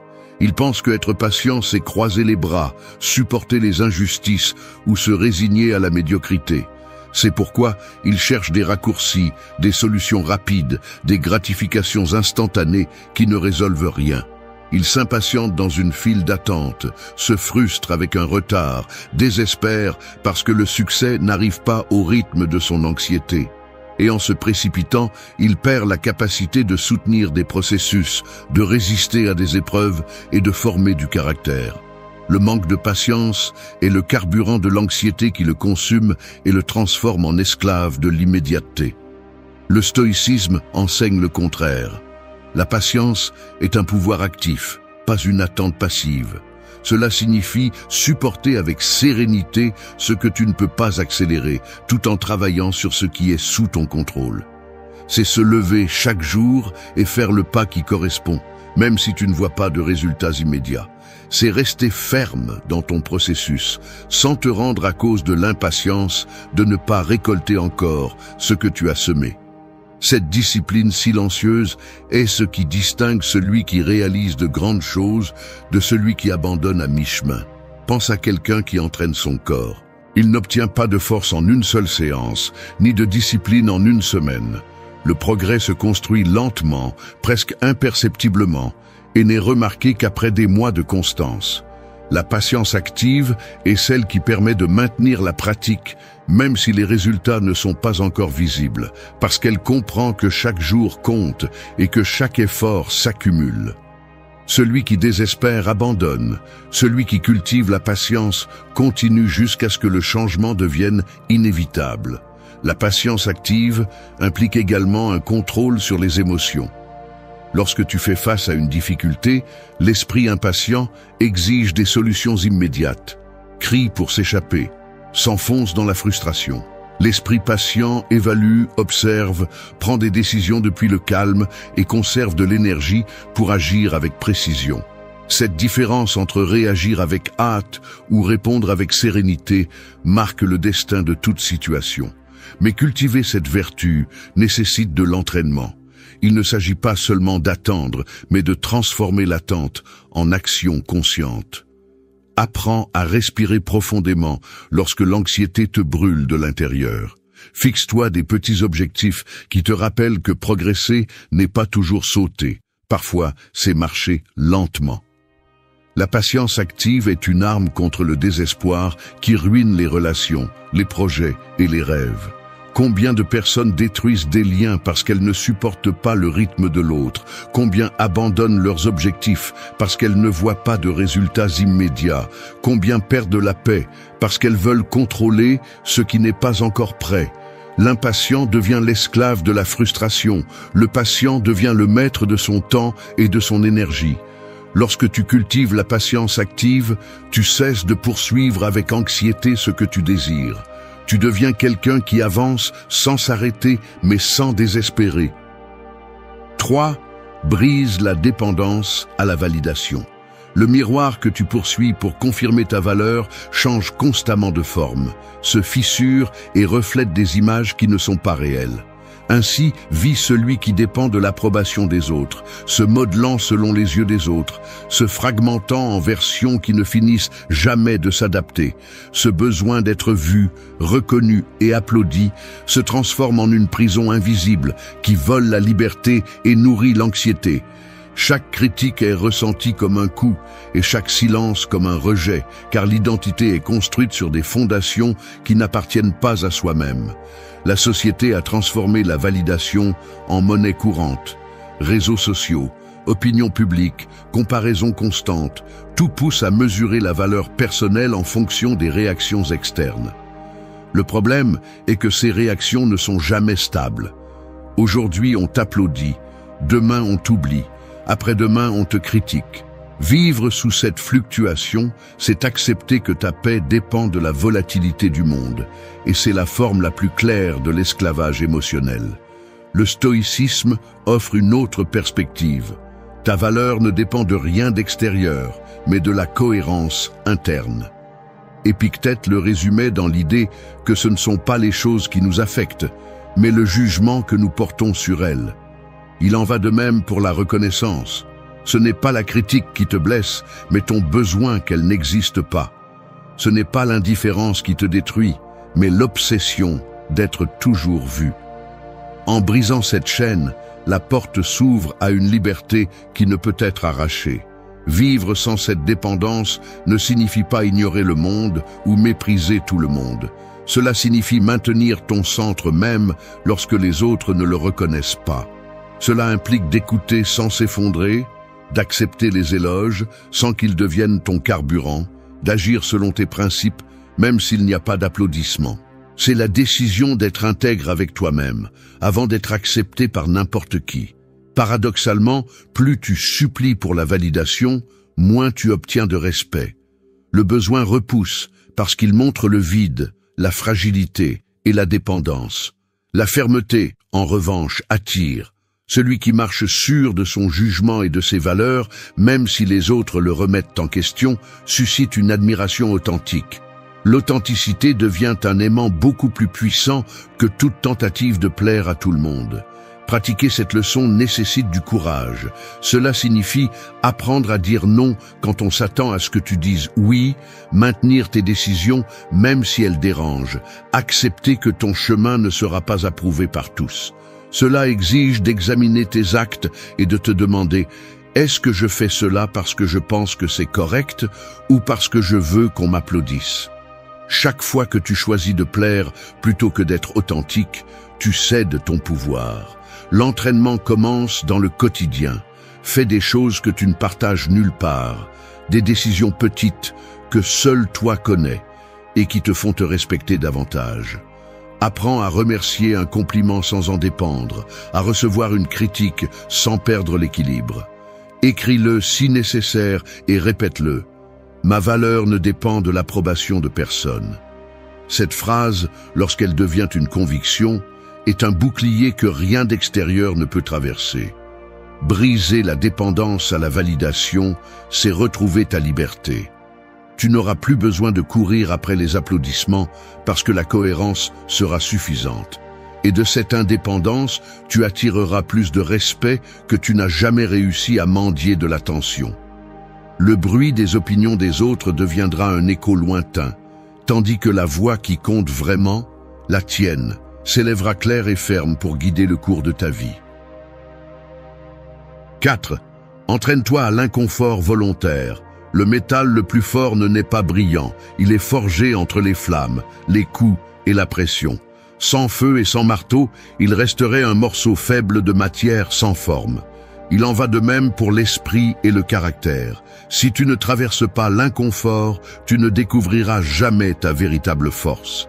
Et dans un monde qui vend le confort comme le plus grand des trésors, s'entraîner à l'inconfort devient une rébellion consciente contre l'esclavage moderne. La plupart des gens fuient tout ce qui fait mal, tout ce qui coûte, tout ce qui demande des efforts. Ils préfèrent ce qui est immédiat, facile, ce qui ne demande ni patience ni discipline. Mais cette obsession d'éviter l'inconfort génère de la fragilité. Lorsque la première crise survient, lorsque la vie frappe sans prévenir, celui qui n'a jamais entraîné sa résilience s'effondre. Le stoïcisme enseigne que l'inconfort volontaire n'est pas une souffrance inutile, c'est une préparation. Marc Aurèle l'a bien compris. Celui qui s'entraîne à accepter les difficultés quotidiennes développe un esprit capable de résister à des épreuves bien plus grandes. Dormir par terre certaines nuits, résister à l'envie de manger pour le plaisir immédiat, s'exposer au froid ou au silence, sont des exemples de pratiques qui semblent petites, mais qui envoient un message puissant à l'esprit. Je peux supporter plus que je ne le pense, je ne suis pas esclave du confort. Dans la vie quotidienne, s'entraîner à l'inconfort signifie choisir consciemment l'effort lorsque le corps demande à fuir. Cela signifie se lever tôt lorsque tu as envie de rester au lit, rester calme lorsque tout pousse à la réaction, affronter une conversation inconfortable au lieu de la fuir. Chaque acte de discipline volontaire est un rappel que tu es maître de toi-même et non esclave de tes impulsions. L'homme moderne cherche la paix, le succès et la reconnaissance, mais il les poursuit depuis le confort.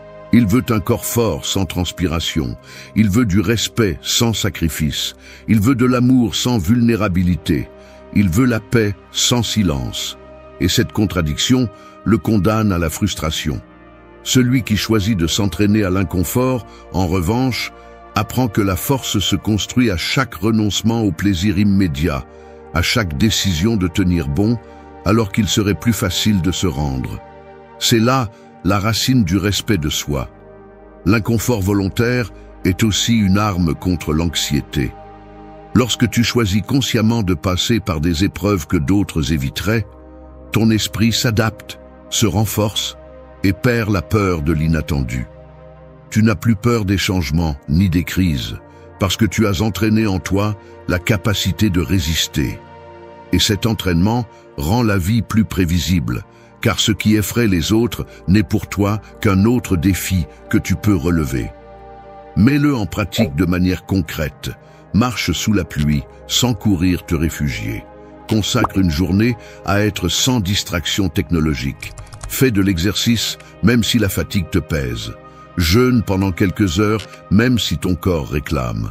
Ce sont des exemples simples mais efficaces qui renforcent ton caractère. L'objectif n'est pas de souffrir, c'est de te rappeler que tu peux contrôler ton esprit, que tu n'es pas dominé par chaque impulsion de confort que l'environnement vend comme indispensable. T'entraîner à l'inconfort volontaire, c'est rompre avec l'illusion que la vie doit être douce pour être bonne. C'est choisir le feu qui forge plutôt que la rouille qui détruit. Et lorsque ton caractère a passé des épreuves que d'autres n'auraient jamais affrontées, ta présence devient différente. Tu irradies la force, la discipline et la sérénité. Tu n'as plus besoin de poursuivre le respect, car le monde reconnaît en toi quelqu'un qui s'est forgé comme le métal le plus fort, résistant, ferme et libre. 5. Pratiquer le détachement conscient. Les mains qui s'accrochent désespérément au sable finissent par le perdre entre leurs doigts. Plus vous essayez de le retenir, plus il s'échappe rapidement. Il en va de même pour les personnes, les réalisations, les choses matérielles et les illusions de contrôle. L'attachement obsessionnel ne garantit pas la sécurité, il garantit la souffrance. Le détachement conscient, en revanche, n'est pas de l'indifférence. C'est la sagesse de comprendre que rien ne nous appartient totalement et que s'accrocher ne fait que multiplier l'anxiété. L'homme moderne vit entouré de chaînes invisibles qu'il nourrit lui-même. Il s'accroche à une relation par peur de la solitude, à un travail qui détruit sa santé, à des objets qui ne comblent jamais le vide intérieur. Et plus il dépend de ces choses, plus il devient fragile, car il suffit que le monde change pour que sa paix s'effondre. Le stoïcisme nous enseigne que tout ce qui est externe est emprunté. Marc Aurèle le rappelait, la vie elle-même est un prêt temporaire, et ce que vous possédez aujourd'hui peut cesser d'être à vous demain. Comprendre cela ne doit pas générer de tristesse, mais de la liberté. Si vous savez que rien ne vous appartient complètement, vous pouvez profiter de ce que vous avez sans être obsédé par le fait de le retenir. Le détachement conscient est en essence la pratique de lâcher sans peur et d'aimer sans chaîne. Pratiquer le détachement ne signifie pas rejeter ce que la vie vous donne. Cela signifie ne pas en dépendre pour être en paix. Vous pouvez profiter d'une relation sans en faire votre seule source de bonheur. Vous pouvez travailler pour vos objectifs sans que le résultat ne définisse votre valeur. Vous pouvez posséder des biens matériels sans qu'ils aient de pouvoir sur votre identité. Le détachement conscient transforme la façon dont vous vous reliez à tout. Il cesse d'être une nécessité et devient un choix. L'attachement est aussi à l'origine d'une grande partie de l'anxiété. Vous voulez que les choses soient permanentes alors que la vie est mouvement. Vous voulez que les gens restent alors que nous sommes tous de passage. Vous voulez que les circonstances ne changent pas alors que le changement est la seule certitude. Cette lutte contre l'inévitable ne fait que vous épuiser. En revanche, lorsque vous pratiquez le détachement conscient, vous apprenez à accepter le flux naturel de la vie. Vous comprenez que ce qui arrive est un cadeau et que ce qui part est une partie du processus. Un exemple clair est l'amour. Celui qui aime avec attachement cherche à contrôler, exige des garanties, vit dans la peur constante de perdre. Celui qui aime avec détachement profite de la présence de l'autre sans prétendre le posséder, car il sait que le véritable respect naît de la liberté. Il en va de même pour le succès. Celui qui le poursuit avec obsession ne l'apprécie jamais, car il craint toujours de le perdre. L'entraînement pour cultiver cette vertu commence par des actes simples. Débarrassez-vous des choses que vous gardez par peur de perdre quelque chose de vous-même. alors qu'en réalité, elles ne signifient rien. Apprenez à être en silence, sans avoir besoin de remplir chaque moment de distraction. Acceptez que vous ne contrôlerez pas toutes les réactions, ni tous les destins. Rappelez-vous chaque jour que la seule possession véritable est votre esprit, et que tout le reste peut changer d'un moment à l'autre. Pratiquer le détachement conscient, c'est choisir la liberté plutôt que l'obsession. C'est lâcher avec sérénité plutôt que retenir avec anxiété. Et lorsque vous parvenez à vivre de cette manière, quelque chose de puissant se produit. Vous cessez de repousser ce que vous désirez et commencez à l'attirer. Car les personnes, les opportunités et la paix arrivent naturellement à celui qui ne les poursuit pas avec désespoir, mais à celui qui les reçoit avec calme, sans chaîne et avec une fermeté intérieure. 6. Protège ton énergie comme un royaume. Un royaume qui ne prend pas soin de ses murailles tombe bientôt aux mains de l'ennemi. Peu importe combien de soldats il a ou combien de richesses il cache, si ses portes sont ouvertes et que n'importe qui entre et sort à sa guise, tôt ou tard il sera en ruine. Il en va de même pour ton énergie. Si tu ne mets pas de limite, si tu permets à n'importe qui de voler ton temps, tes pensées ou ta tranquillité, tu finiras vide, usé et sans force pour ce qui compte vraiment. Ton énergie est ton plus grand trésor, et la protéger est un devoir, pas une option. L'homme moderne vit épuisé non pas parce qu'il travaille trop, mais parce qu'il gaspille son énergie dans des batailles inutiles. Il se consume dans des discussions qui ne mènent à rien, dans des soucis pour des choses qu'il ne peut pas contrôler, dans des relations qui ne font que drainer sa paix. Et pendant qu'il cherche la paix et le succès, tout ce qu'il trouve est une fatigue chronique, parce qu'il a donné ses forces à des causes qui n'ont jamais mérité son attention. Le stoïcisme enseigne que tout ne mérite pas une réponse. Tout ne mérite pas ta réaction, tout ne mérite pas ton énergie. Épictète disait que les choses extérieures n'ont pas de pouvoir sur toi à moins que tu ne le leur donnes. La véritable discipline consiste à choisir où concentrer ta force et dans quelle bataille participer. Protéger ton énergie ne signifie pas fuir la vie. Cela signifie savoir distinguer ce qui te construit de ce qui te détruit. Pense à cela de cette façon. Chaque jour, tu te réveilles avec une quantité limitée d'énergie, comme des pièces d'or dans un coffre. Si tu les dépenses en plaintes, en discussions, en essayant de plaire à tout le monde, en colère pour des petites choses, à la fin de la journée, tu n'auras rien à investir dans ce qui compte vraiment. Mais si tu apprends à gérer ces pièces, si tu choisis bien où mettre ton attention, ton énergie grandit, se multiplie et devient la base de ta force. Protéger ton énergie implique d'établir des limites claires. Cela signifie dire non quand quelque chose envahit ta paix, même si les autres ne le comprennent pas. Cela signifie couper les conversations qui ne font que semer la négativité. Cela signifie s'éloigner des environnements qui drainent ton esprit et s'entourer de personnes qui te renforcent. Tu ne peux pas vivre comme un royaume sans murailles et espérer rester debout. Le respect commence par toi-même. Et ce n'est que lorsque tu protèges ton énergie que les autres apprennent à la respecter. Cela implique aussi de surveiller ce que tu consommes au niveau mental. Je ne parle pas seulement de nourriture pour le corps. Je parle de ce que tu laisses entrer dans ton esprit. Des nouvelles qui génèrent de la peur, des comparaisons qui empoisonnent ton estime de toi, des pensées répétitives qui ne font que t'épuiser. Chaque stimulus est comme un visiteur dans ton royaume, et c'est toi qui décides si tu ouvres la porte ou si tu la fermes. Laisser entrer des déchets mentaux est l'équivalent d'ouvrir la muraille pour que les pillards entrent. Un exercice pratique est de faire un inventaire de tout ce qui te prend de l'énergie dans ta vie quotidienne. Observe quelles conversations te laissent t'épuiser, quelles pensées se répètent sans sens, quelles activités te volent plus qu'elles ne te donnent. Ensuite, peu à peu, commence à réduire cette dépense inutile. Il ne s'agit pas de vivre isolé, mais d'apprendre à gérer ton énergie vitale avec intelligence. Protéger ton énergie comme un royaume n'est pas de l'égoïsme, c'est une responsabilité. Car sans énergie, tu ne peux pas grandir, tu ne peux aider personne, tu ne peux soutenir tes objectifs ni ta paix. L'anxiété naît souvent de dépenser des forces sur ce qui ne dépend pas de toi. La sérénité, en revanche, surgit lorsque tu prends soin de tes murailles et choisis consciemment où investir ton attention. Et lorsque tu parviens à vivre de cette façon, tu cesses de poursuivre la paix et le respect, car ils viennent d'eux-mêmes en voyant que tu gouvernes ton propre royaume intérieur avec fermeté et autorité. 7. Maîtriser le mot avec précision. Le mot est comme une épée. Dans des mains inexpérimentées, il blesse sans contrôle, cause des dommages irréparables et devient une arme dangereuse contre celui qui la manie.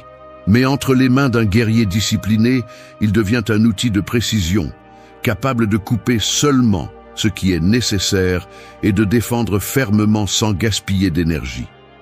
Il en va de même pour le langage. Celui qui parle sans réfléchir devient l'esclave de sa propre bouche, mais celui qui maîtrise le mot gouverne son environnement avec respect et autorité. L'homme moderne vit pris au piège du bruit.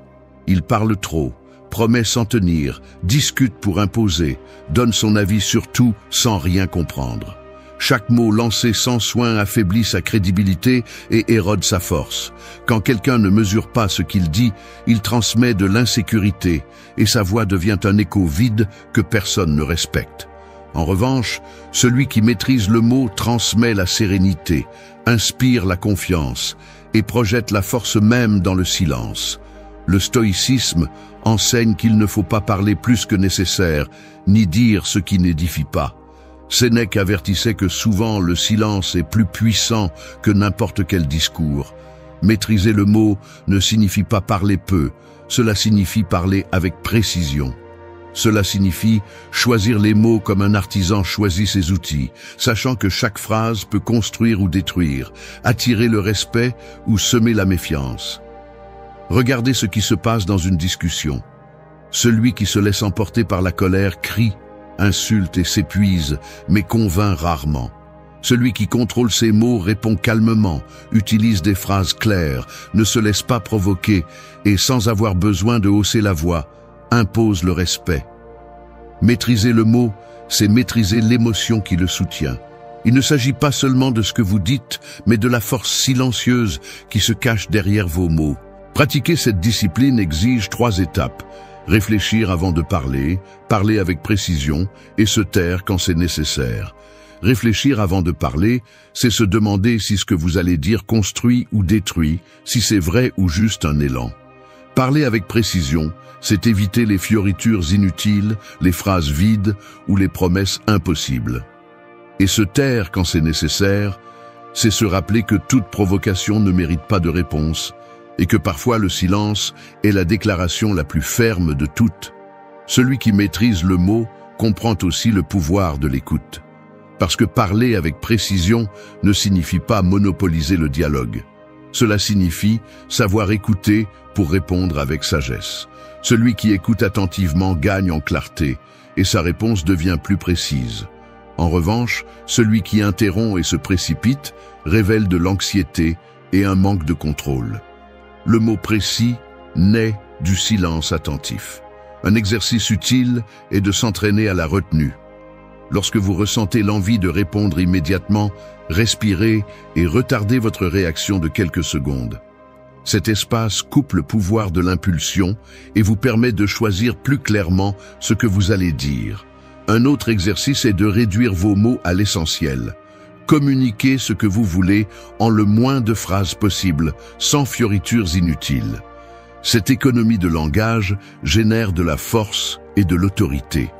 La maîtrise du mot signifie également éviter le gaspillage. Chaque promesse non tenue, chaque mot lancé sans réfléchir, est comme un trou dans le mur de votre crédibilité.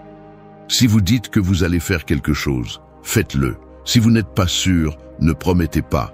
Celui qui aligne parole et action devient une personne de confiance, et la confiance est une forme puissante de respect. Maîtriser le mot avec précision est plus qu'un art, c'est une stratégie de vie. 8. Habite le présent avec fermeté. L'horloge ne s'arrête jamais, mais la plupart des gens vivent coincés à ces deux extrémités. Certains se consument en regardant en arrière, portant des culpabilités, des nostalgies ou des souvenirs qui n'existent plus. D'autres se perdent dans le futur, obsédés par ce qui n'est pas encore arrivé, imaginant des scénarios qui alimentent la peur et l'anxiété. Et dans cette danse, entre ce qui est déjà mort et ce qui n'est pas encore né, le présent s'échappe comme de l'eau qui coule entre les mains. Habiter le maintenant avec fermeté est le seul moyen de récupérer la vie que vous possédez réellement. L'homme moderne cherche la paix et le succès en courant après des illusions futures, comme si le bonheur était un prix qui n'apparaît qu'après avoir obtenu plus d'argent, plus de reconnaissance ou plus d'affection. Mais cette course ne finit jamais, car quand il obtient quelque chose, il désire déjà la chose suivante. L'esprit ne se calme jamais, il exige toujours plus, et cette faim perpétuelle le transforme en esclave de l'inaccessible. Le stoïcisme enseigne que vous n'avez de pouvoir que sur cet instant. Marc Aurèle le répétait, vous ne vivez ni hier ni demain, seulement ce bref moment. Tout le reste est illusion. Lorsque vous choisissez d'être présent, vous arrêtez de mendier dans le temps ce qui est déjà entre vos mains. Et il ne s'agit pas de vivre avec indifférence envers l'avenir ou d'effacer la mémoire, il s'agit de mettre votre cœur dans ce que vous pouvez faire maintenant, sans vous laisser distraire par ce que vous ne contrôlez pas. Habiter le présent avec fermeté signifie que vous ne reportez pas votre paix à demain, ni ne traînez votre douleur d'hier jusqu'à aujourd'hui. Cela signifie que vous travaillez sur ce qui est devant vous avec une pleine attention, sans hâte et sans dispersion. L'homme qui vit ainsi attire le respect car il projette le calme et la sécurité. Un exemple clair se trouve dans les conversations. Celui qui habite le présent écoute avec une véritable attention, regarde dans les yeux, répond avec clarté. Cette présence a plus de pouvoir que 1000 discours. En revanche, celui qui est distrait en pensant à son passé ou à ce qu'il fera ensuite transmet un vide, comme s'il n'était pas vraiment là. Les gens ressentent cette absence et s'éloignent, car personne ne veut être avec quelqu'un qui n'est jamais là. Pratiquer cette leçon nécessite de la discipline. Commencez par le plus simple. Quand vous mangez, mangez sans distraction, sans regarder un écran. Quand vous travaillez, concentrez-vous sur la tâche, sans sauter d'une chose à l'autre. Quand vous parlez, écoutez avant de répondre. Et quand votre esprit essaie de vous entraîner dans le passé ou dans le futur, rappelez-lui fermement. La seule réalité est ici. Cette répétition entraîne votre attention jusqu'à ce qu'elle devienne votre plus grande arme contre l'anxiété. Habiter le présent ne signifie pas cesser d'avoir des objectifs. Cela signifie avancer vers eux sans vous perdre dans l'obsession. C'est travailler avec constance aujourd'hui, sachant que l'avenir se construit avec la somme de chaque instant vécu avec fermeté. C'est accepter que le passé ne peut pas être changé, mais qu'il peut vous enseigner.